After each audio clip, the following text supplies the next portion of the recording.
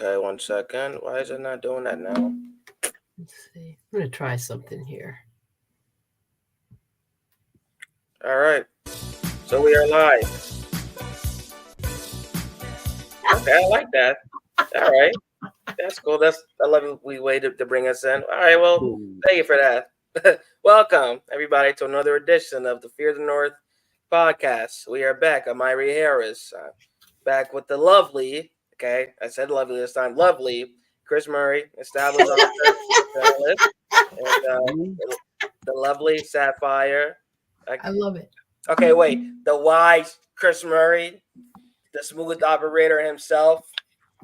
Uh, I can't even go anything more, man. I'm gonna start laughing on this. Lovely is probably the least of the things you can describe me as. Okay, I'm one of those people. I never subscribed to the fact that I was a pretty boy and all that, and I was happy that I joined a particular fraternity that wasn't known for being pretty, but it's what I have in between my ears, outside the wax and everything that counts. So that's one thing. But pretty is nothing. Is not a way you describe me. Smooth, handsome. There you go. There it is. Smooth operator. Oh wow, I'm impressed. Okay, were you even born when that song came out? Yeah, so, I remember that song. Yeah, I was gonna say, were you even born with? Yeah, that's a good question. So, regarding the vision at hand, the subject matter of the show, and my birth another day at that, there's quite a bit to talk about right now amongst the Browns, amongst the Bengals, amongst the Ravens, amongst the Steelers. A lot to dive into. Man, oh man, where do we start? I think it's just time to go right to the dumpster fire. Maybe see if we can put it out through our conversation. We probably won't be able to, but we'll try and see. The Browns, they suffered another loss. Their 7th loss of the season, that is, through 9 games, in a 27-10 blowout loss at home to the Los Angeles Chargers. And it is another win for head coach Jim Harbaugh, leaving Ohio victorious once again. Real fun fact before we dive into it. Did you guys know that combined right now between within his entire coaching career, college, professional combined, he is 10-5 versus Ohio-based teams. College, Dayton, Ohio State, wherever, professional, Browns, Bengals, he's 10-5. I just thought that would be interesting to point out. Like he's winning right now, man, wherever he goes. It's curious. It's interesting, but is it really out of the realm of possibilities given that he is an Ohioan, right? He understands the roots of how the game of football is played, should be played, right? He understands the formula for success. I still consider like Northern Ohio, Cleveland, the western portion of the East Coast, right? But that Midwest line is pretty close to the Ohio-Indiana line, right? And when I think about where the Harbaughs hail from, which is Northwestern Ohio, it's curious and really not lost on me that someone from this part of the world, which is steeped in rich football history, not only at the professional level, Irie and Chris, but at the collegiate and also high school level. Well, I tell you what, there's one state in this country that is probably grateful to the state of Ohio for a lot of reasons. Number one, Bo Schembechler, coached in Ohio. Okay, remember Bo Schembechler. You also remember, Desmond Howard. Where did he play football? Where did he play his high school football? In Cleveland. Okay, that's hard. So they've given the state of Michigan, especially the Ann Arbor portion. I come from the East Lansing portion of that equation. They have given Ohio, that portion of Michigan, basically mostly Ohio people. Like I said, I think between all those things. Woody, basically Woody Hayes, one of former Woody Hayes' assistants is Beauchamp Beckler. Yeah. Okay, so I understand that, and you should, and I'm glad, Sapphire, you pointed out that history. You pointed out that particular history, and and that's what that is. But I want to talk about the pros, though, man. I mean, it's just one of those things where I just, I was just telling, and I saved this for this particular occasion. I was just telling Irene. I was telling Irene that it kind of reminded me of like this week's last week's game. Like the when they first show the Star Wars movie, chapter 8, A New Hope.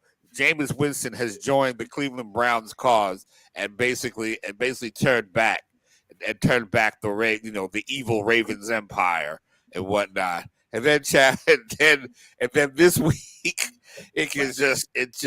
I don't know. I'm watching, I've been watching some of the highlights and all this other stuff, and it's just, man, and I gotta ask you guys I'll let you guys talk. What incarnation is going on with Cleveland? You would have thought that they would have built on that victory. Sometimes, I've seen teams have tough years, late in season, and they get a victory, they build on it, they start, okay, let's think about next year, or could we possibly salvage our season and all that, being a spoiler or whatever, doing whatever you got to do. And then this game happens. This game happens against the Los Angeles Chargers, and please count the times if I say San Diego, because I'm going to say San Diego. I'm with you there. But guys, from your perspective, tell me what happened, because tell me what happened in between the highlights and in between the lines. Irene, no, I'm gonna give this to you. You are the Browns beat reporter. Bring it. You're too generous. Oh God, where do I even? Man. I've been thinking all day if how to even approach this, because there's so much of that event. All right, let's try to go step by step with it. Number one, well, Jameis. Well, for one, everybody collectively knew and understood Jameis Winston's style of play and the tendencies and pros and cons of that. Sometimes it works, sometimes it doesn't. It worked in Week 8 versus Baltimore. He had a hat trick in the genre of touchdowns. It did not work this past Sunday versus the Chargers. He did have a hat trick, but in the genre of interceptions. That is number one. Number two, defensively, they were fine up front. Like they were dominant in the first half. Like all of the 6 sacks that they recorded on Justin Herbert all came in the first half. Myles Garrett had 3 of his own. 2 of those came within that last series towards of the first quarter. So we had that, but then it was the backfield though that wasn't matching them within their play as well though, because while they're doing that and they're forcing third downs, cooking in that 3rd and 21.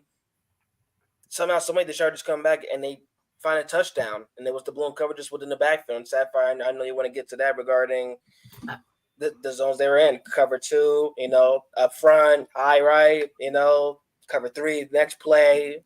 Supposed to be Thornhill going deep or Ward, but within the deep third thing, and Thornhill would communicate. Yeah, that's what it was within the synopsis part of it. And on top of that, I mean, overall, just being honest, they're back to business, man. They're back to regular schedule program. The regular schedule program is that this is a bad football team and a team that's hard to watch this season.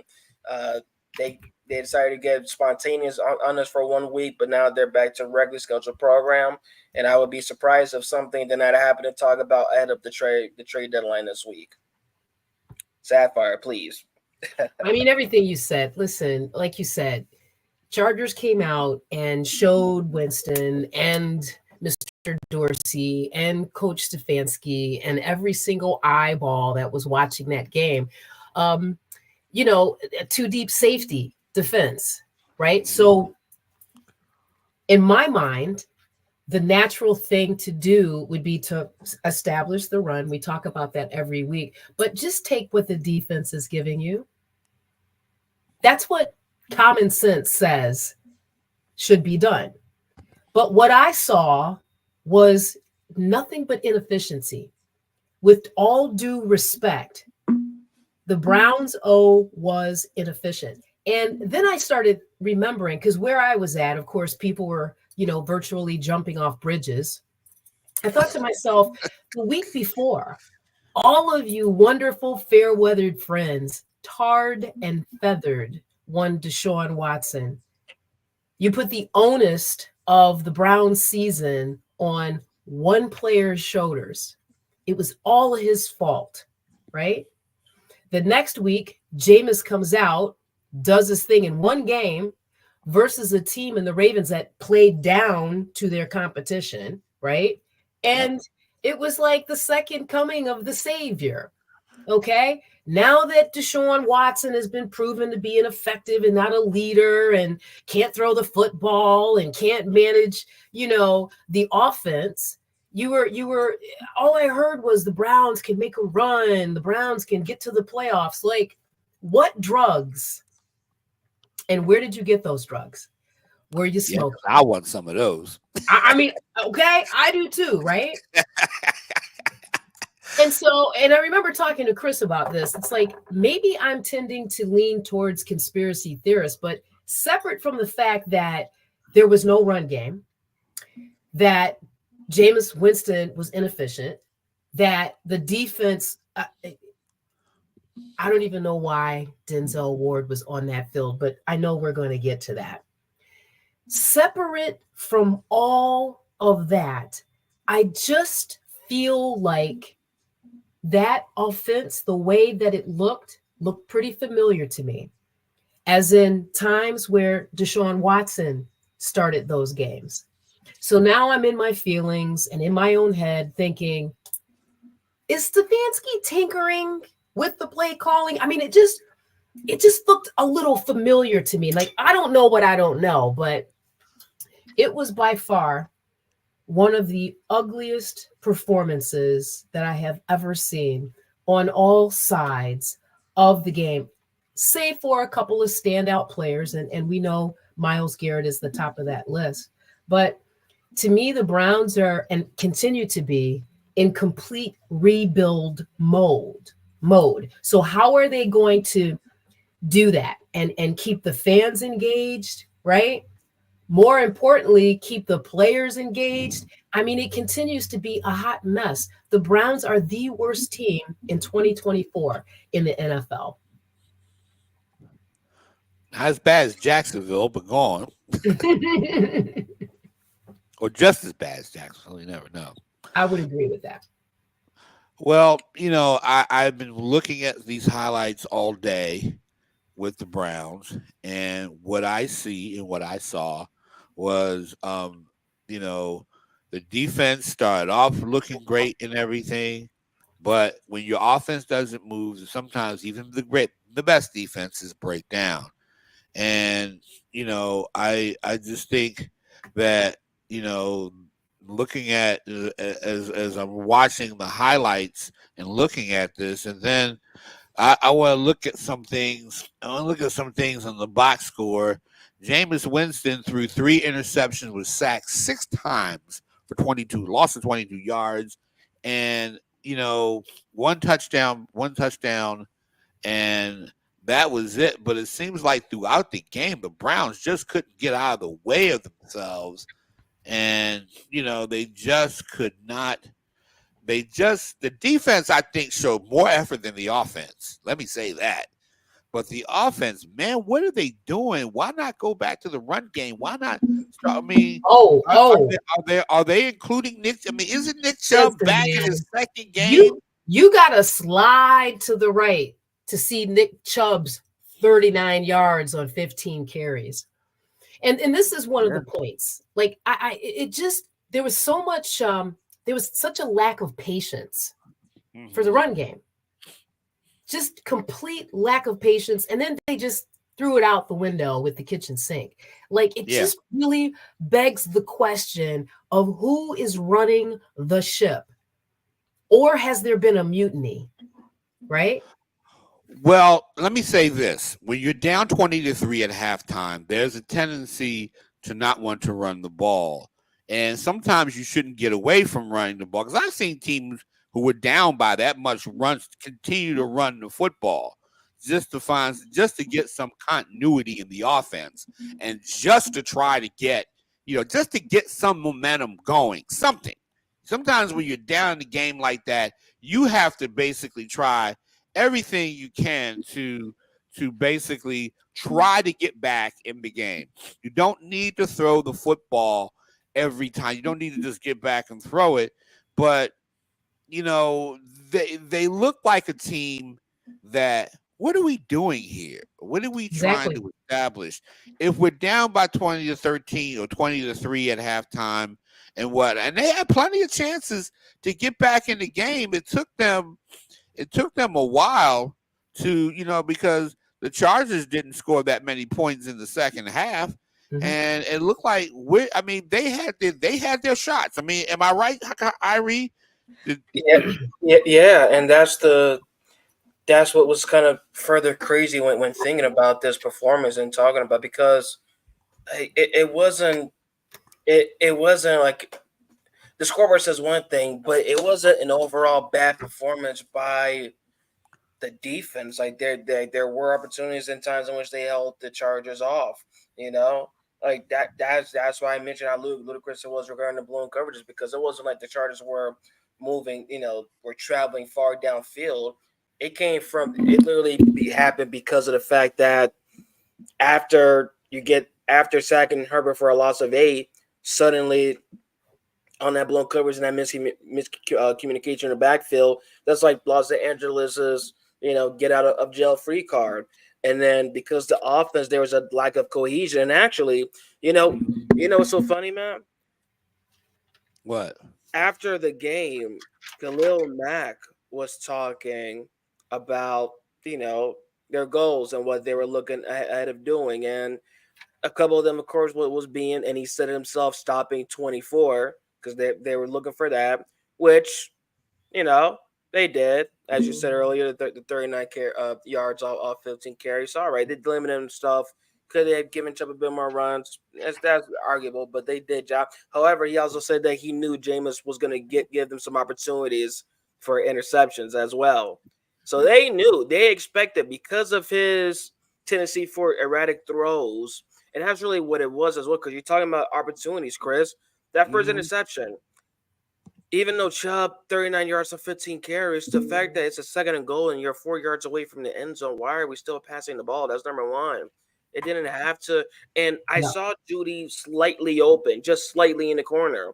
He went just slightly. Jameis didn't get enough oomph on it. Doesn't go over him. It's tipped, caught, and intercepted. All right, that happens. He said it was a good play after the game.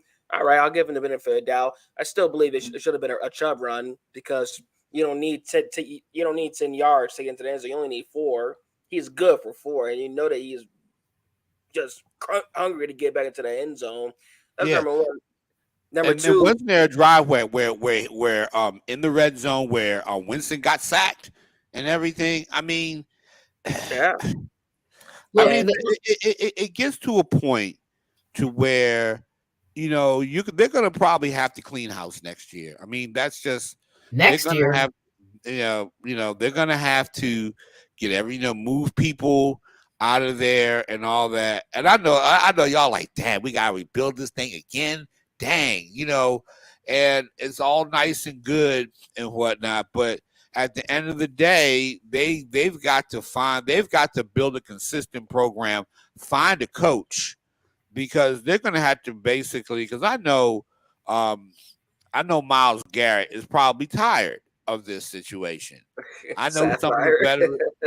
I know some of the players, Denzel Ward, and some others are like, some of the vets are like, what? Man, what are we doing here? I don't think Denzel Ward knows that he's even standing on planet Earth.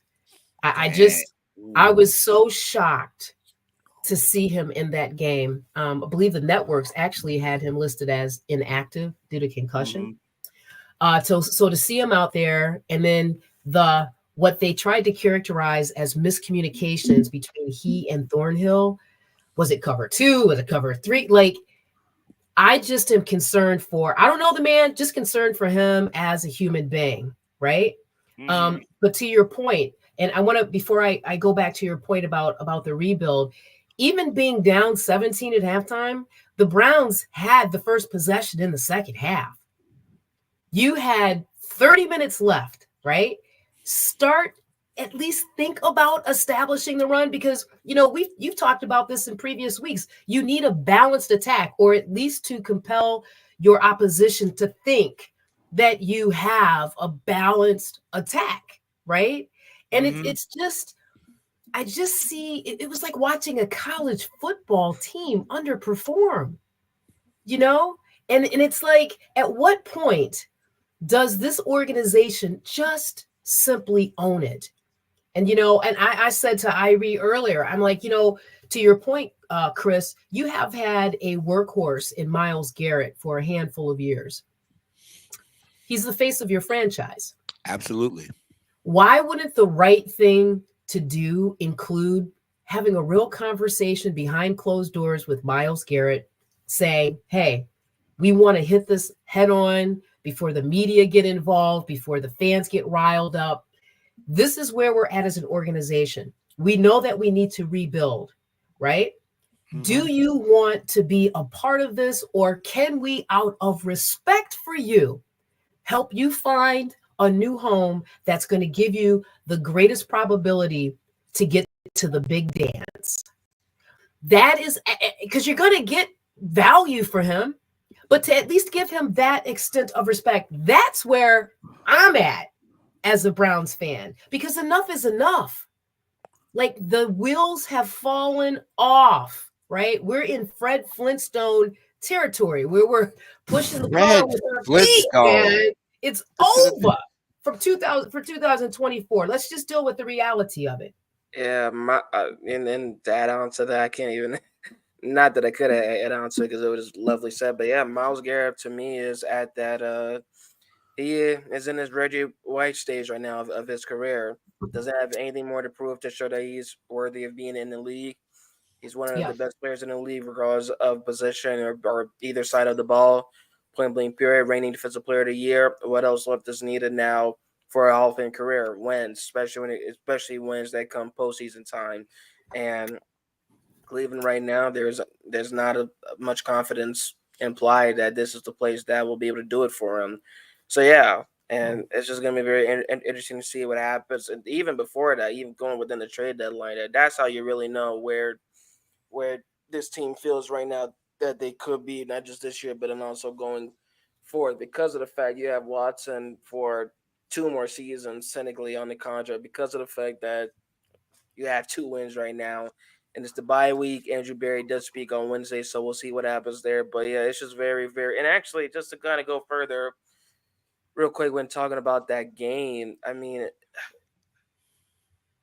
can we just go back real quick to the interceptions? Because I know I already mentioned the first interception, but then that second interception, was there a missed timing, just misplaced between him and Cedric Tillman? Like, I was unsure if there were defending Tillman strongly, or if he or Winston just overthrew and just misplaced it, because it looked like it was going to no man's land until Los Angeles' Gilman dove and caught the ball. I thought it was just gonna hit the ground. Nope, he dove for it and caught it. I Yeah, just had that second interception, but the most damning interception is I'm looking here that last is one. was second and goal at the LA 4, Yeah, that's the one. That's the one. and Tipped in the and end zone. and the thing is, when you're there, I mean, how much of a momentum swing is that? That kills you. And I'm gonna tell you something. It's like, I go by the Denzel Washington mantra, and remember the Titans. If you fumble or turn the ball over, I'm gonna put my foot in your rear end. And in that situation, the worst time to ever have turnovers And I can see it because I'm still mad at Zay Flowers from January and whatnot. I'm still mad about that. Okay. You can't. I hate when teams turn the ball over just when you're about to score and you're about to somehow upset the momentum of the game and basically put a thought in the other team's head that, hey, we better do something or this team is going to be back in the game. That kind of stuff that kills, and in that situation that just killed Cleveland. That was really pretty much it. It was let me see. It's basically in the third quarter. It's coming out in the third quarter. Coming, and it was the interception. Yeah, or was it? Or was that? It was at the end of the second quarter and whatnot. Look, it was at the end of the second quarter. You're talking about that first interception, the one from the second and goal before? Yeah. That was there. So thank you for asking that. That was their first series coming out of halftime. They were down halftime. Yeah, that killed you. They were down 20-3 going into the half, but they got the ball back at the half. So you kind of get that sense of a chance. Like, okay, we get the ball first. Let's go out and score and keep this game alive. Let's get bring some life into the stadium, into this team, and our chances. They go out there and they're one of the best within taking their time. They use over 8 minutes, 16 seconds to be exact, and it ends in that manner. And by the way, because the play before was also a pass play to Tillman, who dropped it before he got cracked in the end zone, but it had already bounced off his body. And they go with another pass. I expected a run. You got the pass out the way the first play. I expected a quick, halfback power. Quick, give it straight up. Look, straight up the B gap on the left side. That's what I thought was going to happen. Not it got to be up the middle, up, just straight up the B gap. That's what I thought was going to happen. Instead, they went with another pass play, and it ended in that manner. And it's so funny because one of my other OGs who was there, shout out Branson Wright, he told me at halftime. He said, if they do not score on their first series out of halftime, I'm leaving. They were this close to keeping them there. This close, ladies and gentlemen, and everybody tuning in. I got to find Branson this weekend. But the second, 14 plays, 60 was at 66 yards. I got to look 66 yards. I got to look up close because the thing is The second yards. And that's a killer. You're upset, and Branson was right to leave. I look back. The second that happened, I look back. I see him all the way on the other side of the press box within the seating chart, and I see him get up, take his glasses off, walk down. True story. I texted him right as that happened. I couldn't even get up quick to see if he was there. The second I turned around, I saw all in one motion. True story, man. True stills.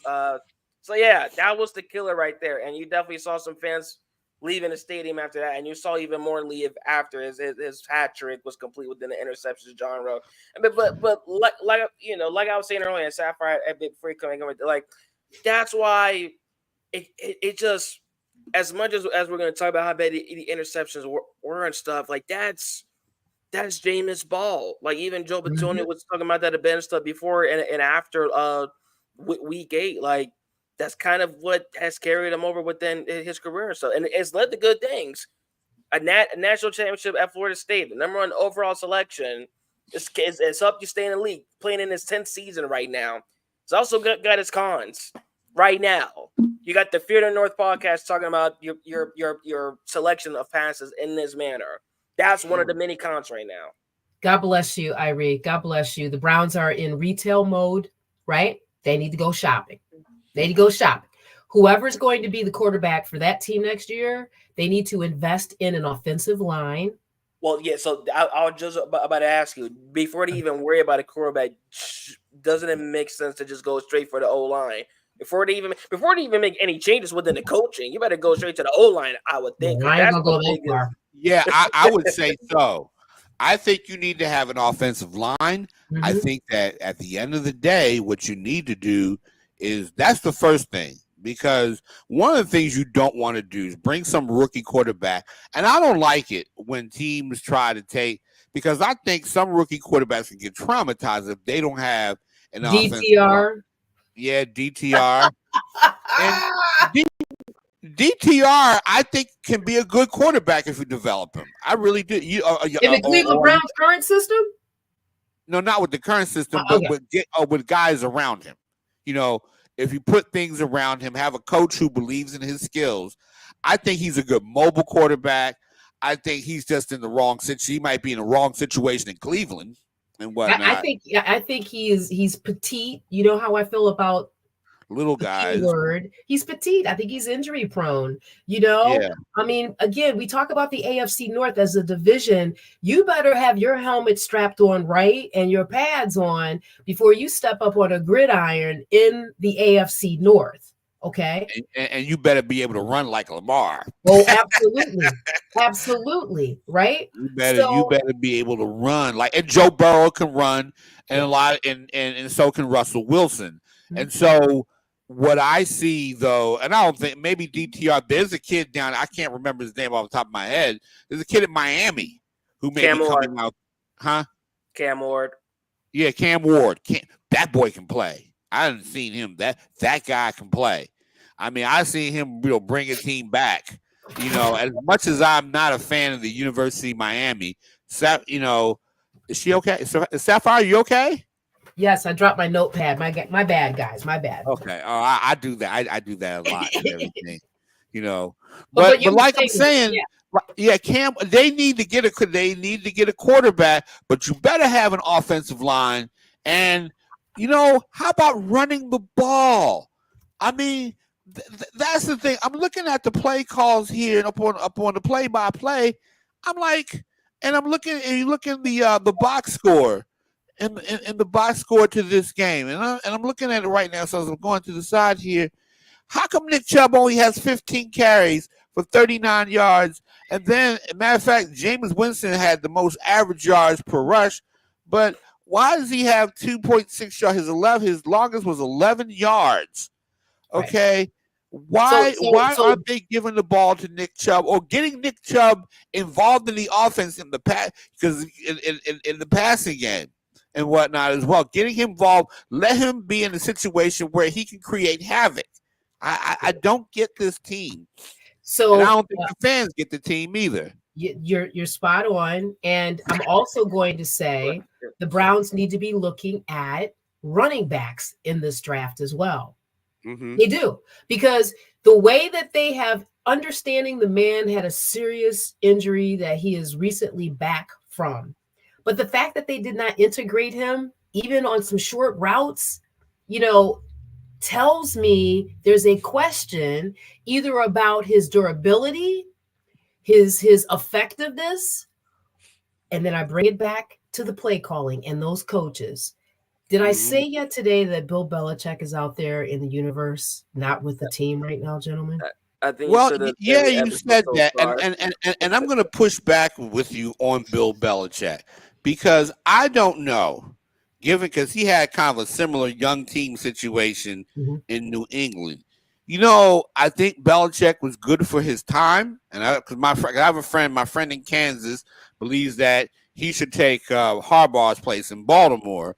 And I'm skeptical of that. They need a good, young, dynamic coach who understands pro offenses today, maybe, or something. I don't know if Belichick is going to be. I mean, he might be. He might be. I've seen things.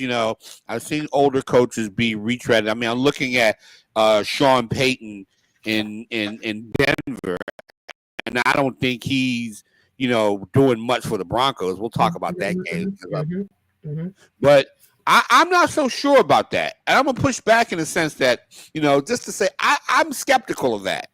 Well, I'm skeptical of bringing in a Belichick. I'm skeptical. And let me say this. Okay, we'll come back. Well, I'm also talking about general manager. Yeah. I think he's adept at identifying talent, even later round talent that can fit into a system, right? And perhaps that next coach is going to need to partner with the general manager with that kind of history to really understand what is the system we want to implement here. Right. And who are the available players out there that best fit or would work into the system? I submit to you, the Cleveland Browns, it doesn't feel like they ever really did that. And I'm talking about going out and getting Deshaun, right? I mean that. Did they really look at his capabilities even a year out of the game, right? And really strategize about what system they could put around him to optimize his strengths. To me, they need to, what was the word that I used earlier, Chris? A colonoscopy. They need to clean it out. Get in there, up in the corners, clean it out. Front office, thank you. Here are your severance checks. Have fun buying your homes on your own private island. They need to rebuild this team. It kind of now when you said that, what came to my mind, the colonoscopy and all that, it came to my mind the movie Beavis and Butthead. I want a full cavity search, and that was, I'm sitting there because what's his name? Was it Robert Stack who played? Who played in that way movie? Back. That's Beavis and Butthead. I want to. They had this big old burly woman. I want to foot. She pulled her gloves.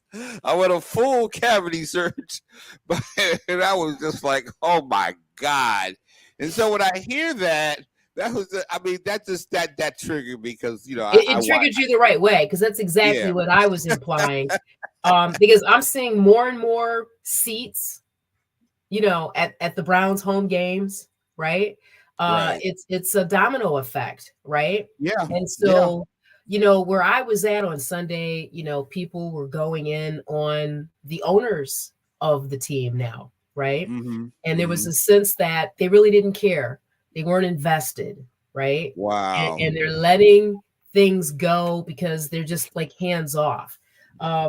I just think also perhaps this is a changing of the guard in terms of the culture of the fan, Cleveland Browns fans. Is this okay for you, right? Do you really care about how your team is connected to your community, right? There are people that work all year round to afford these tickets, and to see week in and week out what they have experienced this year, heart bleeds for Browns Nation. So it'll be interesting to see, I don't know if the Browns are going to go all New Orleans Saints and clear out their offensive coaches. Yeah, they fired Dennis Allen today. And the Saints started off great. They beat up Carolina, they beat up Dallas. And then they played the Philadelphia Eagles, who exposed them a little bit. And, they just got, that happens. But the Browns, I feel bad for them in that sense, in that somebody is asleep at the switch in the organization. Yep. And that can dishearten fans and whatnot. Because I remember back, in the last days of the old Baltimore Colts, and the Colts weren't winning, and the fans were like, and the thing about Cleveland, Baltimore, Philly, Pittsburgh, and all the East Coast, and even DC, because in recent years, before this year, I saw an entire fan base disengage.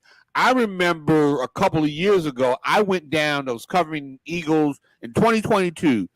I went down to Landover, Maryland to cover Eagles and Washington football team, as they were called at that point. And I remember the shock I felt, when I saw that Philly fans took over. And I was saying to myself, I looked around and said, wait a minute, where's the Broad Street line? Where's NRG? Where's NRG Station and whatnot? Where's Chickies and Pete's, for Christ's sake? I was like, where are all these places? Because I can't be in Washington. I must have driven the wrong car the wrong way. And it was like, and I lived in Washington for a long time. Those fans are when the old franchise, when the Redskins were winning, oh my God, they were impossible to live with. and whatnot. I mean, they were that fan base was impossible to live with, to the point where I rooted against them every time I rooted against them, because they were loud, obnoxious fans. And on one hand, that's a good thing. It just ticked me off as a Baltimorean. But the thing about it, that fan base had gotten to a point where they were so disengaged, they were just praying that they get rid of Dan Snyder, and they finally did. Yeah. Okay. And sometimes that's a danger. It's the same thing how when the Ursays moved Baltimore to Indianapolis, everybody and the sneaky way they did it really pissed a lot of people off. Yeah, but crazy. The thing is, it's you sometimes you can do that to a fan base, to a loyal fan base that really loves the team and everything. Well, you're gonna see a repeat of that when the Steelers come here to play the Browns. You can expect to see Huntington Bank filled full of those terrible towels that you love so much. There's a terrible towel is placed a strike in Cleveland, and they'll be everywhere because they'll be upset. The Steelers have won. The Steelers have won. The Steelers have won. Woo! We talk about opening up a can of whoop butt. Well, yeah, I feel we've spoken quite a bit on the struggles of the Browns, which is per usual within their factory of sadness that keeps on going. Let's talk about something good within our lovely AFC North division, right? Let's talk about some wins. Let's talk about the Ravens blowing out the Broncos, 41-10. Then keeping Denver to 10 points. Denver scored all 10 points in the second period. And talking about a can of whoop, Baltimore definitely bought that. They looked exactly. They looked themselves in the eye. They did a nice slow search between the loss to Cleveland, who still sits at 2 wins, all the way through Saturday, and they woke up Sunday ready to go out there and whoop, which they did. Lamar Jackson running out of words to even describe him right now, man. 280 on the day, three scores. We're talking about the Browns needing to run the ball more. Well, the Ravens made sure they did that with Derrick Henry, especially more this this week. He had 11 carries last week versus the Browns. They upped it to 23 carries this week. That went on for 106 yards and 2 scores. Chris, you're talking about how mad you are still at Zay earlier in the year for fumbling the ball. He made up for that once again, catching 5 of his 6 targets right now for 127, 2 touchdowns caught, but then Lamar's son. And furthermore, Pro Football Focus credits Lamar with completing all 5 of his targets that traveled 20 or more yards downfield. That meant it was deep ball territory anywhere, wherever he wanted it to be. Immediate thoughts on the Ravens and the dominating win over Denver. I know that's what we all expected, them going out there, right? But immediate thoughts within them to be able to bounce back in this manner. For the 4th time in his career, Lamar Jackson had a perfect quarterback rating. He was 158.3. As you said, 16 of 19, 280 yards, 3 touchdown passes, 2 to Zay Flowers, and they got Deontay Johnson coming in here, and that's going to be crazy. That's going to be nuts. But what they did nothing fancy. They stuck with their running game. I think early in the game, I mean, their first possession, they got sacked, but after that. After their first possession, and then after a goofy play call which led to a field goal, they just marched up and down the Denver Broncos defense like General Sherman marched through Georgia at the end of the Civil War, or the way General Patton, marched through Europe and whatnot through through the end of World War II. And basically, they ran the ball. King Henry, gets 2 touchdowns. But then you get then near the end of the first half, what probably put the game out of reach was when Lamar hit Zay Flowers and turned what could have been just like a long pass play to set up field goal position into a touchdown. They went after the Broncos got their 10. Basically, the Ravens went on something like the Ravens kind of like went on some type of run where they scored on all the rest of their possessions. And it was just, and they kept it simple. And I'm going to say why, because they should have done that to Cleveland, but I think they you can't get cute. You can't get cute like like the guys that play further up I-95 corridor from me from my home in Delaware.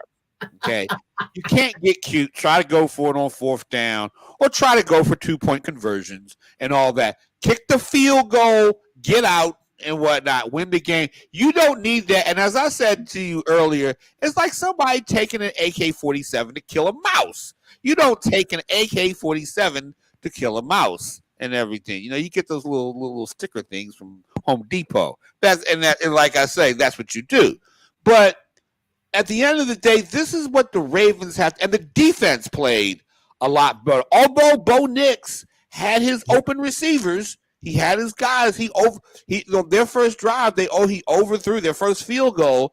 He overthrew a wide open guy in the end zone. Mm-hmm. I mean, you can't give the Ravens that kind of opening and not take advantage of it.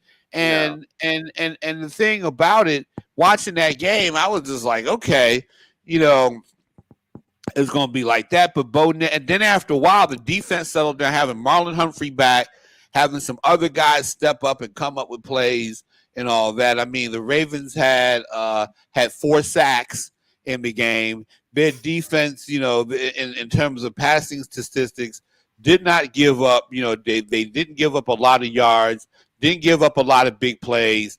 And basically, when it looked like, those other situations where teams have come back, they just turned them away. And, the way the Ravens offense is playing right now, Lamar Jackson's an MVP candidate, but he could get beaten out by King Henry. And Lamar is at a point in his career, Lamar doesn't care about whether or not he wins the third MVP. What's on Lamar's mind? He's trying to get to January. That guy is at that point in his career. Is MVP, been there, done that. Okay. He is trying to get the Ravens to January. If they have home field or whether on the road, that man wants to win. I don't think he cares where they are. And the thing I think he's pointing to is Kansas City, because everybody's saying he can't beat Patrick Mahomes. I think he's going to get him this time. I do. He's going to get him. They're going to get him. I know I'm sounding like one of the Waynes, but I'm going to get him. I'm going to get him. We're going to get him. No, but they're going to get him. I mean, I think they will. And I think I've never seen Lamar this laser. I mean, he is focused. He's focused. He's playing the game with a confidence in all the years I've seen him play that he's never played with before and whatnot. I've never seen him play with the kind of confidence that I see from him right now. I've never seen that before. Tunnel vision. It's I agree with every single syllable that you just shared. Right. And I also think, the only concern that I have is based on Lamar. I think he's been hit like 105 times this season. Mm-hmm. We know that he was out a couple of days, a little R&R, right? Right. I get concerned about that, that's true. We just talked about how physical the AFC North is, but what I think is really understated in this is, of all the trash talking in all the juke joints, that Lamar could not beat a team from the pocket. What did he show yesterday? He can beat you from the pocket. He can beat you from the pocket. He faced I think they were ranked number 3 defense in the league that I think on average didn't allow more than 15 points per game. Right? Mm-hmm. These stats, and we could read them. Henry, 101 career rush TDs. He's now the 8th all time, right? You had Zay Flowers have multiple touchdowns and over 100 receiving yards in the same game, right? You can go on and on about these stats, but to me, Lamar Jackson showed not that he had to prove anything, that he's multifaceted. He could beat you different ways. And to your point, I think he's ready to beat KC this year. I think he is, barring injury, barring the usual kinds of I'm trying. I say I need to get my spiritual people in the house to ward off all the bad luck things and The all bad that. juju. Yeah, that's the thing. But in all seriousness, I think the defense does need some help. I hope they make before tomorrow. Maybe they have some deal in place where they get somebody, maybe get an edge rusher from somewhere, Miles not from Garrett. yeah, not from Cleveland. I mean, if Cleveland did that, that's equivalent. See another thing. Years ago, the then Baltimore Bullets traded Hall of Famer Earl Monroe to the New York Knicks, but he drew another Hall of Famer, Clyde Frazier, and I never forgave them for that. I would never forgive them for that. Don't trade it. Don't trade it to your Eastern Conference rival and all that. I don't think Cleveland would do that. But maybe next year, maybe next year, he might come down. I mean, and I mean Patrick Queen is in Pittsburgh. He played for the Ravens Yeah, last year, yeah, so yeah. but the thing about it, the Ravens have to avoid their biggest opponent outside of Pittsburgh, and maybe some of the NFC East teams. Maybe their biggest opponent is themselves and whatnot, and that Jim Harbaugh. Please don't overthink the game. Just play the game, beat the crap out of the team, and go home, and all that. That's all you got to do. That's all. Don't overthink. Don't get all. Don't try to get all fancy Dan trying to. Hey, we're gonna go. We're gonna do a jet sweep with a reverse and a triple somersault, and Lamar will jump up in the air and pass downfield. Don't do that. Just play smash mouth football. Beat the crap out of your opponent. That's it. It's a simple game. You Well, know. that to me is what I'm looking forward to seeing on Thursday night as we transition over to the Bengals. I just they're on cruise control. The Baltimore Ravens are on cruise control, right? So we'll see what fleshes out on Thursday. But again, for me, it's Lamar Jackson and his durability, the team's ability to protect him even more for the duration of the season. Yeah, I would tend to agree with that. And Yeah. speaking of those Bengals, I think I see Joe Burrow, his highlights fading. Is that how you say it? They're fading, Yeah, right? yeah, the color and stuff a little bit going back to normal as regular hair color. Maybe that's why they won. Well, I'm gonna start this conversation out by saying I'm feeling his body language.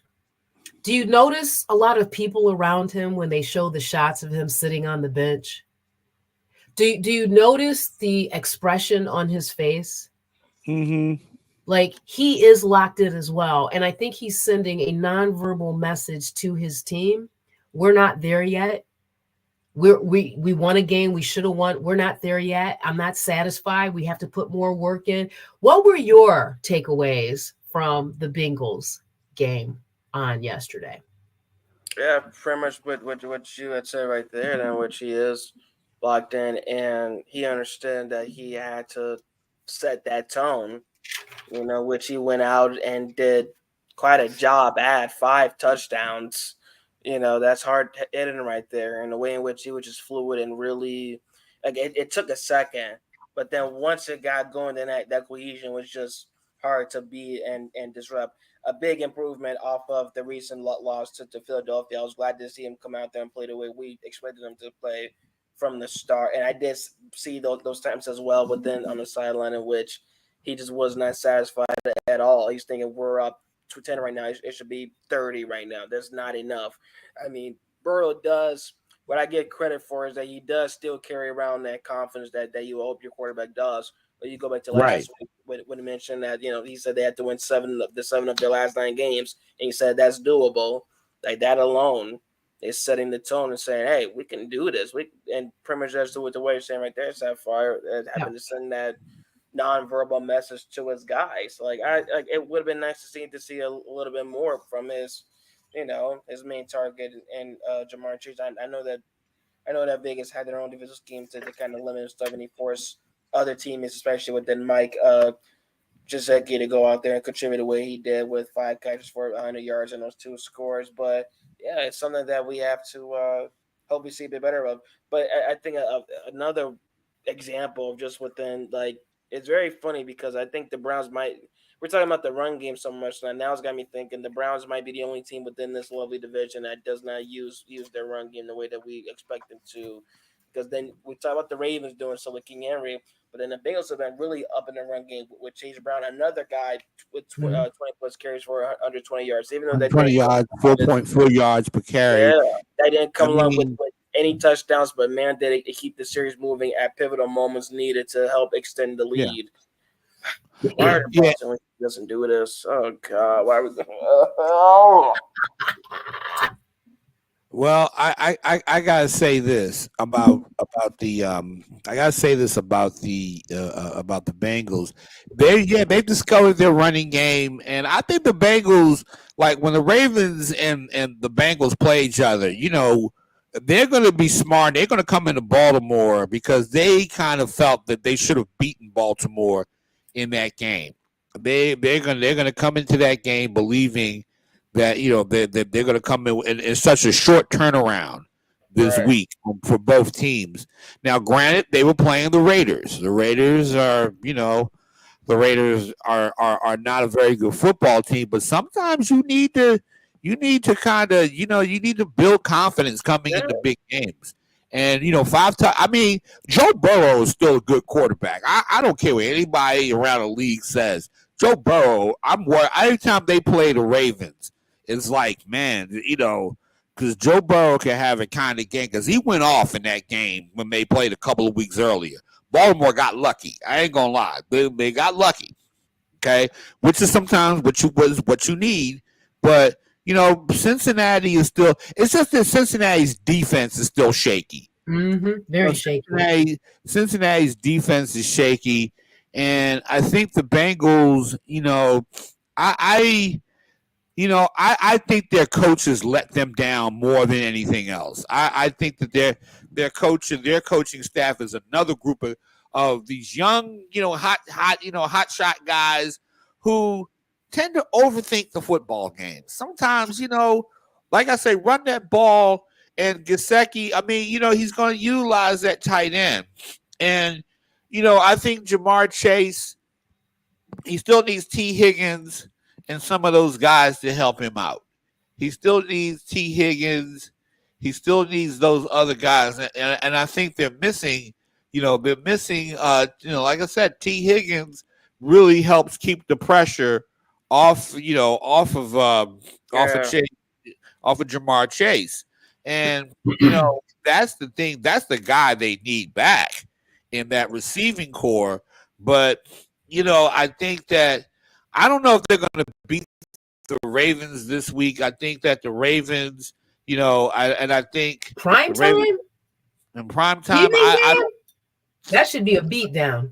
That should be another Ravens beatdown. Yeah, it should be. But I never say anything should be. I grew up with somebody where I grew up seeing a team that was an 18-point favorite and choke in a big game. I've seen these things, and Bengals are still a good football team. Let's make that clear. But to your point, the coaching, I'm looking at the coach. I was thinking about you with about 2.5 minutes left, and late subbing. They had no timeouts, and they got burned on that, right? Like they subbed in late, which then, while the clock is running down, which then gave their opposition by rule the opportunity to sub in. They got called for the delay of game, right? So it's like the little stuff like that, or that Jones interception where the wideout, since he's wideout, can't remember his name. You gotta check at that line. You gotta chip. Just the guy Jones blew right by him, okay, and intercepted that for the touchdown. So it's like those coaching things, your game management, your clock management, is your O-line coach, your receivers coach saying, hey man, remember you got to do this, right?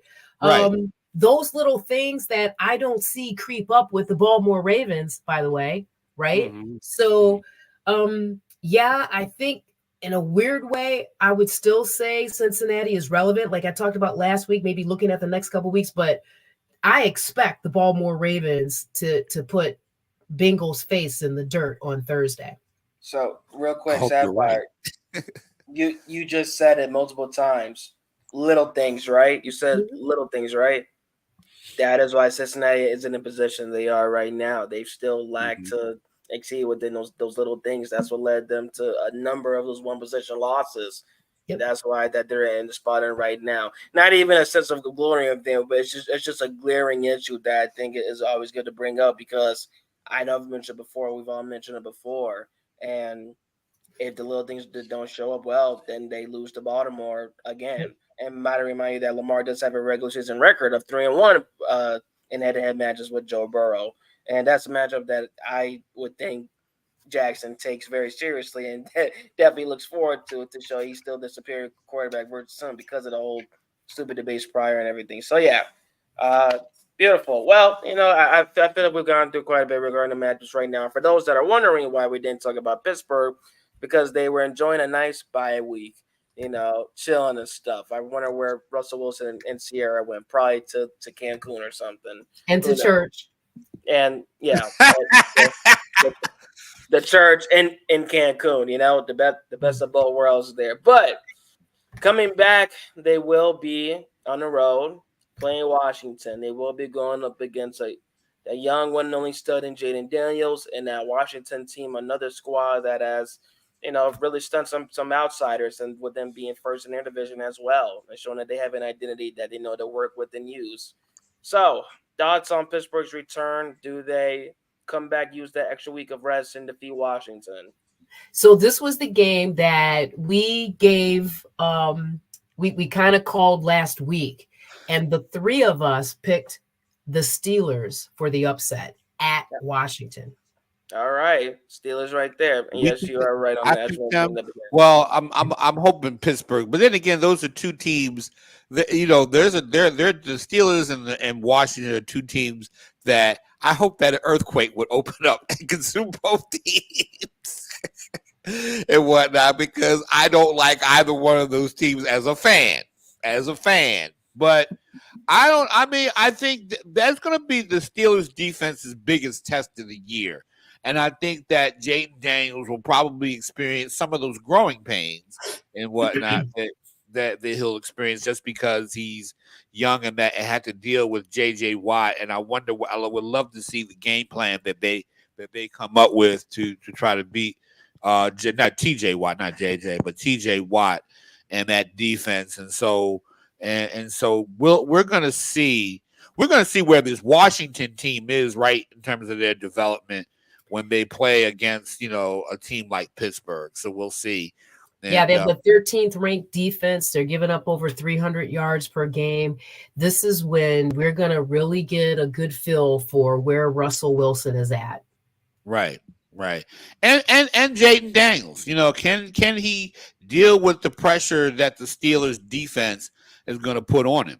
And again, and can Russell Wilson deal with a rejuvenated Washington defense that's out for bear? They're still because in a few weeks they got a big game again. They got to come to Philadelphia and Mhm. whatnot, and they're looking to those types of wins against good teams like that are going to basically tell us where they are in terms of the season. They're going Yeah, to it's going to tell us where they are at this juncture of time in their season. So that's It, where it, we are. it'll also be interesting to see how healed up Jaden is because, Right. again, you're playing an AFC North team, those hits. Yeah. Going back to the Cincy game, Mr. Hubbard introduced Minshew the third to the AFC North with that hit in the first quarter, he like did. that popped his shoulder out, right? Like it'll be interesting to see how Jaden Daniels holds up to the physicality of the game if the Steelers can get to him. Yeah, Yeah. This would be a big thing. and the Browns, by the way, are off this week. Good riddance at the moment. So then we move on Oh, to you the said good riddance. for the We yeah. all need a break, man. We all Take a break. need a break. They do need a break. I gotta say that those guys need Everybody a break. does, Everybody, including I need a break. We all need a break, but they really including need a break. and including the dogs they use for show there. They too need a break from being in that factory of How sadness. I'm about just being that? honest right now, man. How It's about that? I don't know. I'm saying nothing new. There's way worse being said. What I'm saying is mild compared Yeah. to what's being said out there. People are finna crash out. I just know it. But we'll leave that for another day. But going on within the last matchup, which we were kind of alluding to and speaking about earlier, Cincinnati Bengals, Baltimore Ravens, prime time this coming Thursday. All right. I'm going with the Ravens on this. Yeah, I gotta go with Baltimore. It's gonna be It's gonna be another close game. Another The close game Baltimore indeed. wins in the end. I think the Ravens are going to clean house. I really think the Ravens are going to put a butt whooping on the Bengals. Okay. Beautiful. All right. Well, there you have it right there, folks. And thank you again for coming to another edition of the Fear the North podcast. And please like, share, subscribe. If you like it, we'll be here every Tuesday, 8:30. We only decided to do Monday nights because of the historical day tomorrow within the election day. Go out there, use your right to vote if you so choose to. But And remember one thing, most stadiums, the opposing sides can get along. And if we can do that in the context of a sporting event, y'all, please just be careful out there. Respect each other. We have our differences, but we're Americans, man. Please, please, please, please treat each other with kindness. yes. Yeah, I would tend to agree with that. I Yes. would tend to, and I would hope that would be the case, but we'll see. And well, the one thing Americans surely make sure they do is go to And X and follow the Fear the North podcast. You can follow us at Fear the North #4, the number 4 for 4 teams that is within the division. So at Fear the North 4, that is the X page that you can follow us at for updates and more content and everything else coming ahead soon. But yes, please stay safe. Good night. Thank you all for tuning in. And I'm Irie Harris, along with Sapphire, Chris Murray. Lovely, smooth operators we are. And until next time. Take it easy.